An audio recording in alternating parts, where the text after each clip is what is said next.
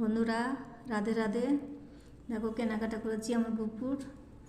এই দেখো বাসি, এই হাতের বালা একটা চূড়, এই হাড়, এই মুটুক, এটা লোকনাথ বাবার মুটুক, এই যে এটা কোমর বন্ধন, এটা তোমার আমার লক্ষ্মীমার, এটা লক্ষ্মীমার মুটুক, এটা চূড়, এটা চূড়, এটা একটা চূড়, এটা কানের, এই যে আমার গোপালের তিনটে জামা নিয়েছি। এই একটা জামা, এই একটা জামা, তিনটে জামা নিয়েছি। আর ছোটো একটা গীতা কিনেছি, আমার গীতা অবশ্য আছে এই একটা।